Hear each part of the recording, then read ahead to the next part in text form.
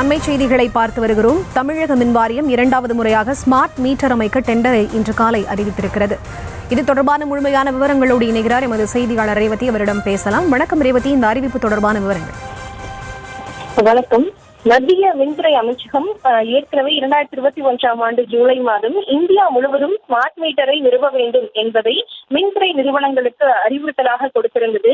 இதைத் தொடர்ந்து பல்வேறு மாநிலங்களிலும் இது தொடர்பான நடைமுறைகள் கொண்டுவரப்பட்ட நிலையில் தமிழகத்தை பொறுத்தவரை தமிழக மின்வாரியம் ஸ்மார்ட் மீட்டர் அமைப்பதற்கான டெண்டரை 2023ஆம் ஆண்டு ஆகஸ்ட் மாதத்தில் தான் அறிவித்திருந்தது. இதனை 4 கட்டமாக நிறுவுவதற்கான முடிவு செய்யப்பட்டிருந்த நிலையில் அந்த டெண்டரை பொறுத்தவரை அதானி குழுமம் மிக குறைவான அளவு டெண்டரை கோட் செய்திருந்ததால் அவர்களைதான் தேர்வு செய்ய வேண்டிய சூழல் இருந்தது.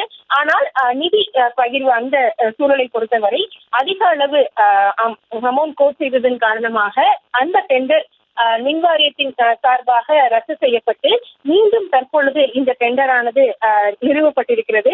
இந்த முறையை பொறுத்தவரை 6 கட்டமாக ஸ்மார்ட் மீட்டர்களை நிறுவுவதற்காக இந்த டெண்டர் விடுவிக்கப்பட்டிருப்பதாக தெரிவிக்கப்பட்டிருக்கிறது.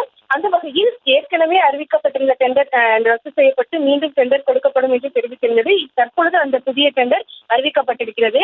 19,000 கோடி ரூபாய் மதிப்பிலான ஸ்மார்ட் மீட்டர் நிறுவும் திட்டம் தொடங்கப்பட்ட நிலையில் தற்பொழுது இந்த ஸ்மார்ட் மீட்டர் திட்டம் தமிழகத்திற்கு வருவதற்கான ஏற்பாடுகள் தொடங்கி இருக்கிறது. அந்த வகையில் இந்த டெண்டர் ஆனது தற்பொழுது தொடங்கியிருக்கக்கூடிய நிலையில் எந்தெந்த நிறுவனங்கள் டெண்டரை போர்ட் செய்கின்றன, எந்த அளவிற்கு குறைவாக போர்ட் செய்யக்கூடிய நிறுவனம் தான் முதலில் இந்த டெண்டரை எடுத்துக் கொள்ளும் என்ற அடிப்படையில் இந்த டெண்டர் தொடர்ந்து நடைபெற இருக்கிறது.